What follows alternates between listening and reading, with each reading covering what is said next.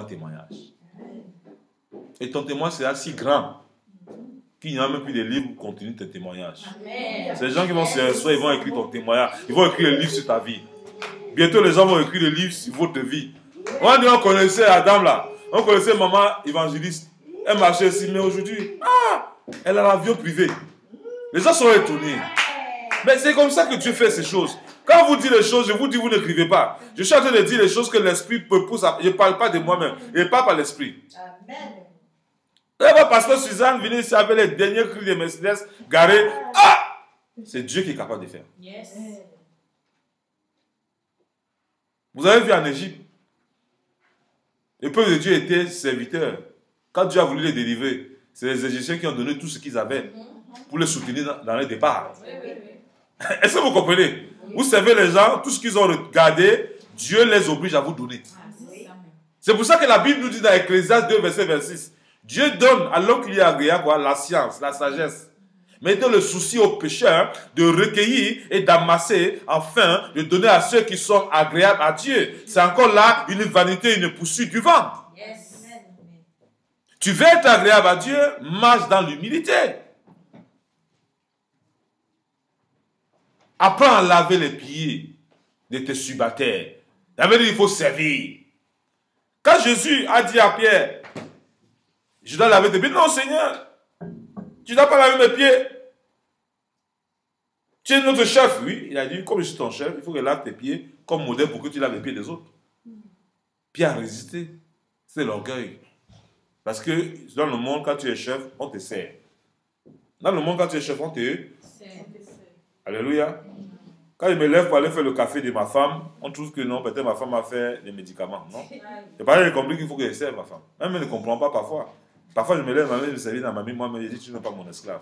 Elle ne comprend pas. Elle dit, non, tu n'es pas mon esclave. Si je peux le faire, je le fais. Amen. Amen. Je le fais avec.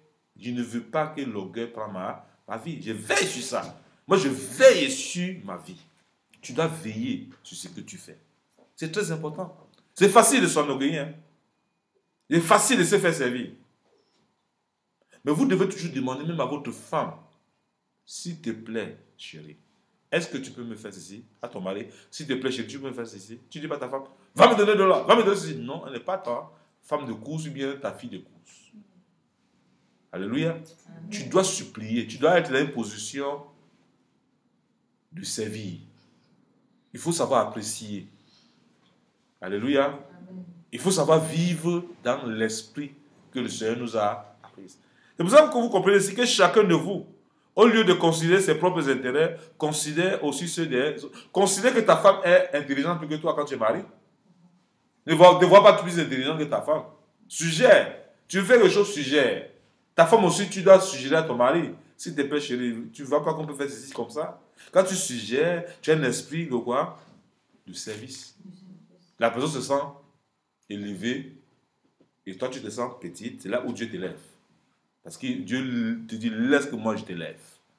Il y a des gens, quand ils arrivent dans les églises, c'est eux-mêmes qui vont chercher la première place. Asseyez-vous derrière. Si on veut vous considérer, vous met devant, vous êtes honoré. Alléluia. Ne vous honorez pas vous-même. Laissez que Dieu vous honore. Si Dieu vous honore, on va vous enlever où vous êtes pour vous mettre devant. C'est pour ça que nous devons couler dans l'esprit du Seigneur et refuser l'orgueil. Parce que l'orgueil bloque nos bénédictions. Bloque notre avancée. Et ce matin, nous allons casser ces baraques dans le lèvement des pieds, au nom de Jésus. Amen. Amen. Le diable ne pourra plus jamais nous résister. Alors pour finir, nous allons lire Jean chapitre 13. Alléluia. Qui est béni ce matin? Qui croit que Dieu est en train de lui parler? Amen. Dieu parle à qui ce matin? Crie. Dieu parle à qui ce matin? À moi. Alléluia. Amen. Jean chapitre 13, versets 7 à 8. Je lis au nom du Seigneur. Amen. Jésus lui répondit, ce que je fais, tu ne le comprends pas maintenant, mais tu le comprendras bientôt. Pierre lui dit, non, jamais tu ne me laveras les pieds. Jésus lui répondit, si je ne te lave, tu n'auras point de part avec moi. Alléluia. C'est tout. Jésus pour couronner le lavement des pieds. Parce que quand je dis aux gens que j'ai un message sur le lavement des pieds, oh, c'est encore quoi ça là? Ça me rappelle la sorcellerie, c'est quoi? Non. C'est un modèle très important. Si vous n'avez pas un papa comme moi pour vous enseigner les mystères, vous ne comprenez pas pourquoi les gens réussissent sans effort. C'est très important. Alléluia. Jésus dit, ce que je fais, tu ne le comprends pas. Ce que je veux faire ce matin, tu ne vas pas comprendre le lavement des pieds. Tu ne le comprends pas maintenant, mais tu le comprendras bien bientôt. Dis à ta soeur, tu comprendras bientôt. À ton frère. Tu comprendras bientôt ce que le docteur Bruno va faire ce matin. Tu comprendras bientôt ce que le docteur va faire ce matin. C'est l'obéissance au principe élémentaire de Dieu qui t'amène à une élévation au-delà de l'imagination. Quand Dieu m'inspire ici de prier pour l'eau, pour que ça soit béni, ne prends pas ça au hasard. Si Dieu me dit, il y a l'huile de Jérusalem qu'il faut prendre, ne prends pas ça au hasard. Ne dis pas c'est quoi. Non. Il y a quelque chose que Dieu veut faire. Ne vous laissez pas entrer dans la religiosité. Que vous essayez d'avoir des techniques dans votre tête. Amen. Dites, Dieu, je vais entrer dans ton mystère. Je dois faire des choses que je ne comprends pas. Parfois, tu ne comprends pas ce que je faut faire. Si ça vient de Dieu, il faut faire ça. Les bénédictions qui en découlent de l'obéissance, ça dépasse les sacrifices. Alléluia. Alléluia. Amen. Alléluia. Amen. Alléluia. Amen. Alléluia. Amen. Oh, alléluia. Amen. Ce que je fais, tu ne le comprends pas maintenant. Mais tu le comprendras bien bientôt. Pierre lui dit, non, jamais tu ne me laveras les pieds. Jésus lui répondit, si je ne te lave, tu n'auras point de part avec moi. Alléluia. Et regardez la suite. Simon-Pierre lui dit, Seigneur, non seulement les pieds, mais encore les mains et la tête. Et Jésus lui dit, celui qui est lavé n'a besoin que de se laver des pieds pour être entièrement pur, et vous êtes purs, mais non pas tous. Alléluia.